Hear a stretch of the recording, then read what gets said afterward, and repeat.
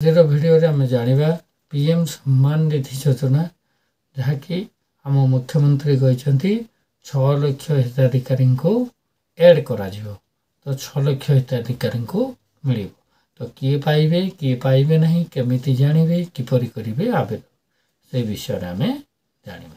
ସର୍ବପ୍ରଥମେ ଆପଣମାନଙ୍କୁ ଶାସିନୀ ଓଡ଼ିଆ ଏଜୁକେସନ୍ ଚ୍ୟାନେଲକୁ ସ୍ୱାଗତ।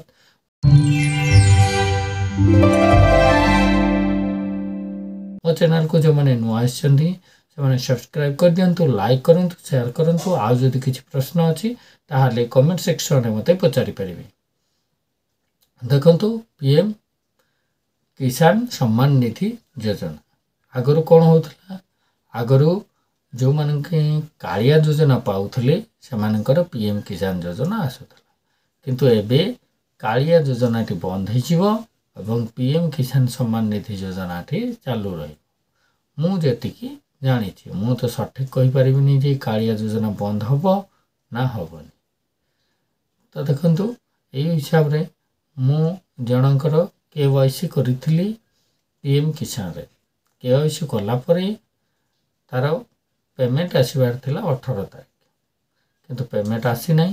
ଏବଂ ଯେତେବେଳେ ମୁଁ ତା'ର ଡିଟେଲ୍ସ ସର୍ଚ୍ଚ କରିବାକୁ ଚାହୁଁଛି ତ ସେଥିରେ ରେକର୍ଡ ନଟ୍ ଫାଉଣ୍ଡ କହୁଛି।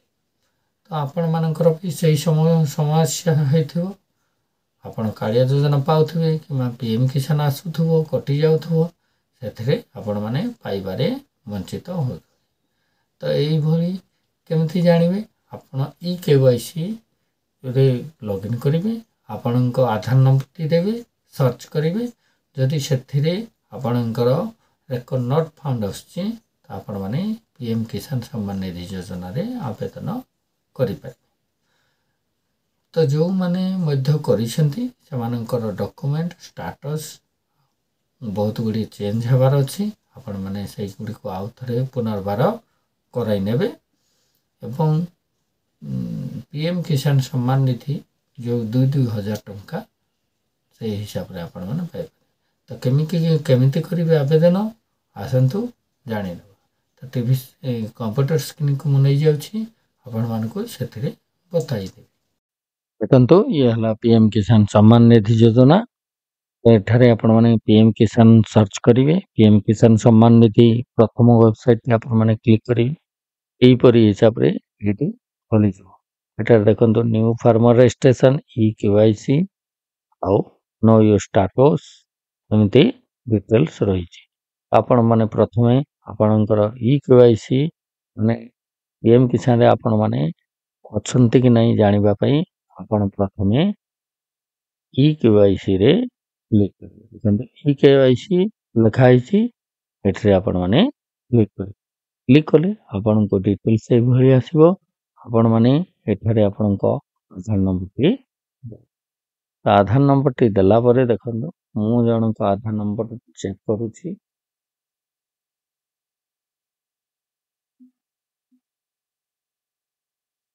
ସର୍ଚ୍ଚରେ କ୍ଲିକ୍ କରିବେ।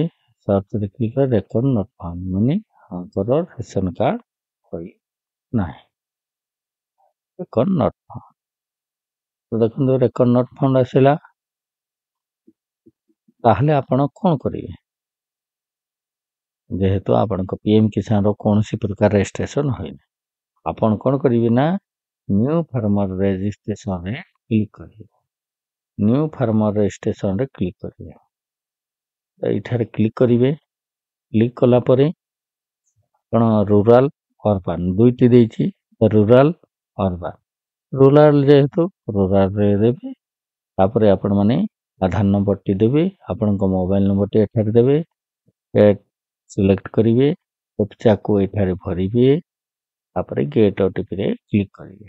ଗେଟ୍ OTPରେ କ୍ଲିକ୍ କଲେ ଗୋଟିଏ OTP ଆସିବ, ତାପରେ ଭେରିଫାଏ ହେଇଯିବ। ତାପରେ ଗେଟ୍ ଆଧାର OTP କହିକି ଗୋଟେ ଥିବ, ଗେଟ୍ ଆଧାର OTPରେ କ୍ଲିକ୍ କରିବେ। ଆଧାର OTP ଯିବ। ଆଧାର OTP ଦେଲା ପରେ ପୁଣି ସବମିଟ୍ କରିବେ। ସବମିଟ୍ କରିସାରିଲା ପରେ ଆପଣଙ୍କୁ ଆପ୍ଲିକେସନ୍ ପେଜ୍ଟି ମିଳିଯିବ। ଆପ୍ଲିକେସନ୍ ପେଜ୍ରେ ଆପଣ ସବୁ ଜିନିଷ ଭରିବେ। ଭରି ସାରିଲା ପରେ ଆପଣମାନେ କ'ଣ କରିବେ? ସମସ୍ତେ ପଚାରନ୍ତି ଲ୍ୟାଣ୍ଡ ରେଜିଷ୍ଟ୍ରେସନ୍ ID କ'ଣ? ତ लैंड रजिस्ट्रेशन आईडी ये कार्ड नंबर दे दउछि, ये प्लॉट नंबर दे दउछि, ये कौन दे दउछि। आपण कौन करिवे भूलेख को जिवे, भूलेख क्लिक करिवे, भूलेख ओडिशा खोली जीवो। खोली पर गला परे देखंतु एठारे आपणक डिस्ट्रिक्ट को चूज करिवे।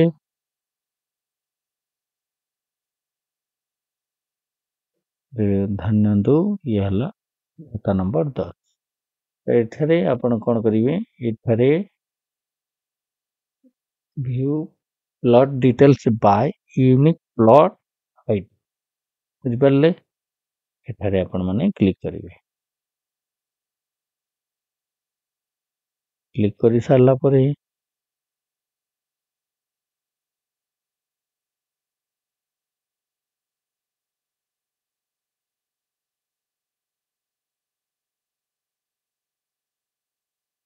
क्लिक कले तापर प्लॉट नंबर एटा धन्यवाद मु सेई प्लॉट ता देखिबा को चाहूची। प्लॉट नंबर प्राय से आईडी को आपण माने लैंड रजिस्ट्रेशन आईडी हिसाब रे दे पारिबे किबा आपण को 4टी प्लॉट अछि देखंतु 4टी प्लॉट ले से सेम आईडी रहउची किछि भी चेंज होने। ए आईडी टी आपण माने से लैंड रजिस्ट्रेशन आईडी रे आपण माने दे पारिबे एवं आपण को अकाउंट नंबर देबे, राशन कार्ड नंबर देबे, डिटेल्स देबे सारला परे आपणकर गोटे सबमिट ऑप्शन आसीबो। तो सेठारे आपण माने सबमिट करिवे। सबमिट करिवार 10 रु 15 दिन परे आपण माने आपणक VAW पाखरे जाई कि टिके बुझी या आज्ञा मु पीएम किसान पय आवेदन करथिली आपणक पाखरे कोन भा अछि आपण करि दियंतो। तो से 10 रु 15 दिन भितरे सेटा को फॉरवर्ड कर देबे। स्टेट को फॉरवर्ड कर देले स्टेट सेंटर सहित जो लिंक अछि से आपणक पीएम किसान टी रजिस्ट्रेशन होई जिवो। तापरे आपण माने रजिस्ट्रेशन हे गला परे पुणी आपण माने एमती जानिबे रजिस्ट्रेशन हला कि नहीं। तो नो योर स्टेटस रे क्लिक करिवे, नो योर रजिस्ट्रेशन रे क्लिक करिवे। मोबाइल नंबर जोटा सेते बेले देइथिले ऑनलाइन आवेदन समय रे से मोबाइल नंबर टी को देबे। कैप्चा टी को एठारे भरिवे। गेट मोबाइल रे ओटीपी रे क्लिक करिवे। ओटीपी आसीबो। ओटीपी आसिला परे आपण माने रजिस्ट्रेशन नंबर पाई गले। रजिस्ट्रेशन नंबर पाई सारला परे सेटा को लिखि रखिवे। पुनी नो योर स्टेटस को जिवे। एठारे रजिस्ट्रेशन नंबर को देबे।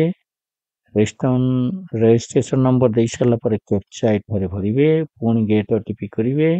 ओटीपी आसीबो। सबमिट करिवे। आपन को डिटेल्स आसी जिवो कोटा केवाईसी होईची होई नाही ना आपण माने कृषक ओडिशा करना हंती डिटेल्स सेपरे शो करी। एई भली हिसाब रे आपण माने पीएम किसान योजना रे आवेदन करि पारिबे। देखंतु पीएम किसान सेंटर योजना तो एथिरे आपण माने बेनिफिशियरी लिस्ट मध्ये देखि पारिबे। जो मान 6 लाख देखंतु 6 लाख एथिरे ऑटोमेटिक जो मानकर नाही से मानक आसी जी।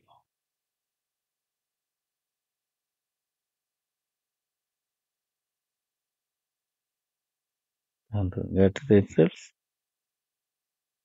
ए गाँव 42 जन पाउछंती। एही पळी हिसाब रे आपण माने चेक करिवे। एथिरा 25/7/2024 9टा 24 वर्तमान 9टा 24 एही हिसाब रे आपनक डिटेल्स टी शो करिवो। एही हिसाब रे आपण माने आवेदन करि पारे।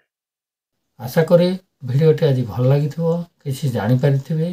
जदि मो भिडियोटी भल लागिछि तापरे सब्सक्राइब लाइक एवं शेयर करंतु। आ जदि किछि प्रश्न अछि ताहाले मते कमेंट सेक्शन रे पचारिबे। आज पई एतिकी पुणी देखाबो आउ गोटे नुआ कथारे नुआ अध्याय सहित। सेति पर्यंत विदाय। एमती देखु थांतु खुशी रे थांतु हसु थांतु। धन्यवाद।